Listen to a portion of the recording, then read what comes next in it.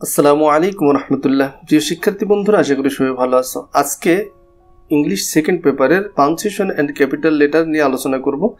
তো এই punctuation and capital letters class 6 থেকে এইচএসসি পর্যন্ত প্রত্যেকটা ক্লাসে এই বিষয়ে প্রশ্ন এসে থাকে, সবার জন্য আজকে ভিডিওটি। তো বিশেষ করে যেহেতু এসএসসি এক্সাম প্রিপারেশনের উপরে বর্তমান কোর্স চলছে, 2022 সালের এসএসসি পরীক্ষার্থীদের জন্য বিশেষ করে ভিডিওটি তাদের জন্য অবশ্যই এটা অনেক গুরুত্বপূর্ণ। তো এখানে এক্সারসাইজের উপরে দুইটা পার্ট দেওয়া হয়েছে। পার্ট 1-এ আমরা আজকে 3টা এক্সারসাইজ দেখব। তো এই যে 3টা এক্সারসাইজ দেওয়া হয়েছে, তোমরা আগে খাতা কলম বের করো এবং এই 3টা কোথায় কি কি পরিবর্তন হতে পারে, কোথায় বড় হাতের অক্ষর বসবে, কোথায় কোন চিহ্ন বসবে, এই বিষয়গুলো তোমরা আগে সলভ করে নাও। তো অবশ্যই সলভ করবে। তোমরা যদি সলভ করে নাও তাহলে তোমাদের কোন জায়গাগুলোতে সমস্যা হচ্ছে সেই বিষয়টা তোমরা ভালোভাবে বুঝতে পারবে।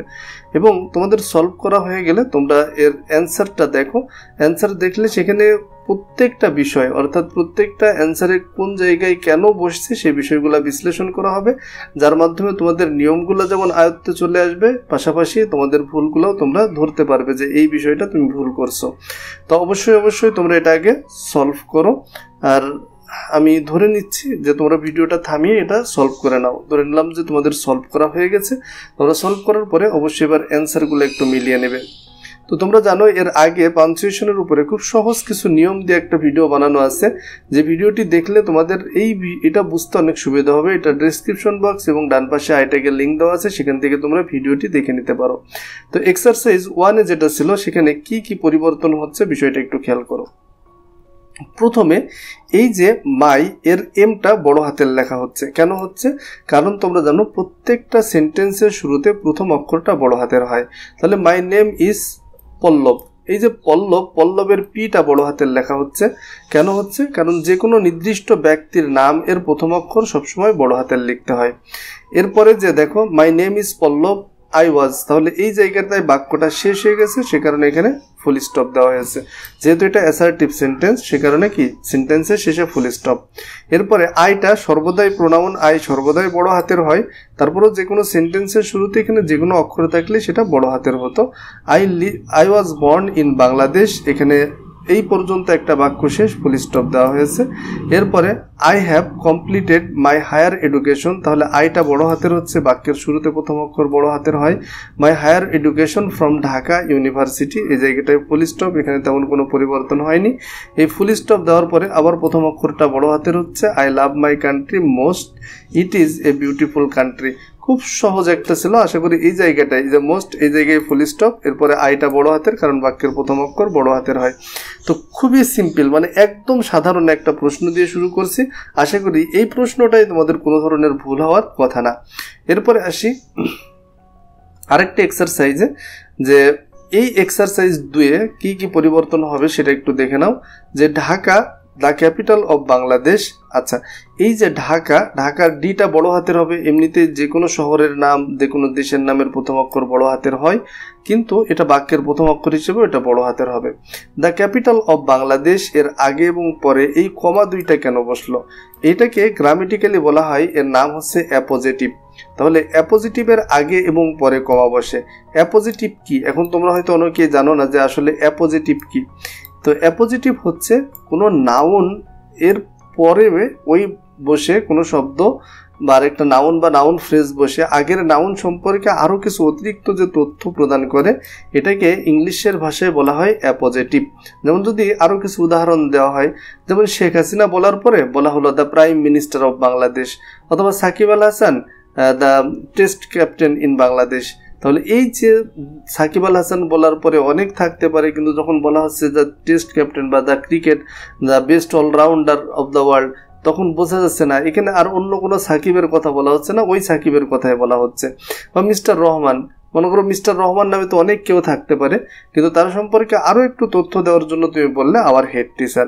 তাহলে এই যে মিস্টার রহমানের পরে যে আওয়ার হেড টিচার কথাটুকু আছে, এই কথাটুকু হচ্ছে মিস্টার রহমানের অ্যাপোজিটিভ। তো আশা করি অ্যাপোজিটিভ বিষয়টা বুঝতে পারছো। তাহলে দেখো ঢাকা বলার পরে ঢাকাকে আরও নির্দিষ্ট করার জন্য বলা হচ্ছে দ্য ক্যাপিটাল অফ বাংলাদেশ, বাংলাদেশের রাজধানী। তাহলে এই বাংলাদেশের রাজধানী এই কথাটা মূলত ঢাকাকেই বোঝাচ্ছে, তাই না? এটা অ্যাপোজিটিভ, এবং অ্যাপোজিটিভের আগে এবং পরে কমা দিতে হয়।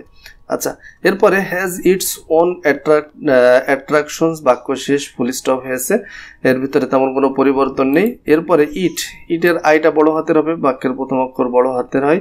It is specially famous for its Moscow. আচ্ছা, এই যে এই ব্যবহারটাই তোমরা অনেকেই কনফিউজড হয়ে যাও। তোমরা জানো কিছু কিছু ইটস এর পরে এই যে ইট লেখার পরে এখানে আগে কমা দিয়ে তারপরে এস থাকে, আর কিছু জায়গায় সরাসরি থাকে। তাহলে এইভাবে ভুল দেওয়া থাকলে সেখানে আমাদের কমা দিতে হয়। তাহলে এটা মাথায় রাখবো কখন কমা দিতে হবে আর কখন কমা দিতে হবে না। যদি এই ইটস এর পরে সরাসরি কোনো নাউন থাকে, মানে কোনো নাউনকে বোঝায়, তাহলে তখন ইটস বসে, এটা প্রোনাউন এটাও প্রোনাউনের পসেসিভ ফর্ম। কিন্তু ইটস এর অর্থ হচ্ছে ইট ইজ, ইটস এর অর্থ হচ্ছে কি ইট ইজ, কমা দ্বারা আলাদা করা মানে এর অর্থ হচ্ছে ইট ইজ। যদি এইটা কোনো বাক্যের সাবজেক্টের জায়গায় থাকে, সাবজেক্টের জায়গায় যদি ইটস ব্যবহার হয়, তাহলে সেখানে অবশ্যই কি করতে হবে, এভাবে কমা দিতে হবে। কিন্তু এটা তো সাবজেক্টের জায়গায় না, এটা একটা নাউনের আগে নাউন সম্পর্কে তথ্য দিচ্ছে, এখানে আর কমা দেওয়ার কোনো প্রয়োজন নেই বা দেওয়া যাবে না। এরপরে বাক্য শেষ, ওয়ান্স ইটস নেম। দেখো এই যে ইটস এখানে সাবজেক্টের জায়গায় আছে, তারপরেও কি এই পরে একটা নাউন নেম আছে, এরপরে একটা নাউন কি নেম আছে। আর যদি এটা ইট ইজ হয় তাহলে তার ওয়াজ হয় না। তোমরা বিষয়টা বুঝতে পারবা যে এখানে তাহলে অ্যাপোস্ট্রোফ কমা দেওয়া যায় না বা যাবে না। এই জায়গাটায় এই যে এখানে যেটা আছে অ্যাপোস্ট্রোফ কমা দেওয়া যায় না, যে হচ্ছে ইটস নেম ওয়াজ জাহাঙ্গীরনগর। আচ্ছা, তো এরপরে দেখি জাহাঙ্গীরনগর। জাহাঙ্গীরনগরের এখানে যেটা ছোট হাতের আছে এখানে বড় হাতের হবে। কেন হবে? কারণ এটা একটা নির্দিষ্ট শহরের নাম বা দেশ, একটা নির্দিষ্ট শহরের নাম। And it was famous for Muslim clothes, muslin clothes, এই যে এটার মুসলিম ক্লোথের জন্য বিখ্যাত ছিল। তাহলে এখানে আর তেমন কোনো পরিবর্তন নেই, খুবই সহজ সহজ কিছু বিষয় দেওয়া হয়েছে। এই জায়গাটাই তোমরা অনেকেই ভুল করো। আমি প্রথমে কিছু সহজ বিষয় দিয়ে শুরু করলাম। এবার এটা দেখো ন্যারেশন। ন্যারেশনে তোমরা অনেকেই ভুল করে থাকো। আমরা একটা ন্যারেশন দেখবো এবার। তো ন্যারেশন মানে কি? এর ভিতরে বেশিরভাগ ক্ষেত্রে ন্যারেশনের বাক্য বোঝা যায় সেইড, আস্কড, এই ধরনের ভার্ব থাকে, যেমন এখানে আছে।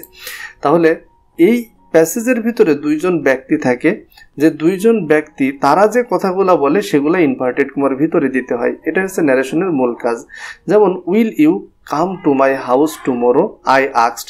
তাহলে এই যে আই একজন ব্যক্তি যে জিজ্ঞাসা করেছিল এই কথাটুকু, যে will you come to my house tomorrow.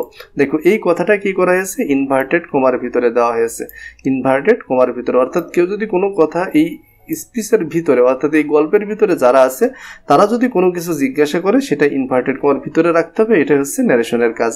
আচ্ছা, এবং এর আরো কিছু নিয়ম আছে। যেমন হচ্ছে ন্যারেশনের ভিতরে, স্পিচের ভিতরে প্রথম অক্ষরটা সর্বদাই বড় হাতের দিতে হয়। Will you come to my house tomorrow, এটা হচ্ছে একটা ইন্টারোগেটিভ সেন্টেন্স, যে কারণে প্রশ্নবোধক চিহ্ন দেওয়া হয়েছে। আচ্ছা, এই কথাটা কে জিজ্ঞাসা করেছে? I asked. আচ্ছা, আই আস্কড দ্য বয়। এই যে আই, প্রোনাউন আই সর্বদাই বড় হাতের হয়। আই আস্কড দ্য বয়, এখানে যে বাক্য শেষ। এরপরে we can discuss the terms and conditions, then I said I shall be very happy to meet you at your house, thank you so much, he replied. তাহলে এই জায়গাটায় দেখো এখানে একটা ভুল হয়েছে, এখানে ফুল স্টপ দেওয়া যাবে না, এখানে কমা দিতে হবে। কারণ কি, পরের যে কথাটা we can discuss the terms and condition then, এই কথাটাও মূলত আইয়েরই বলা।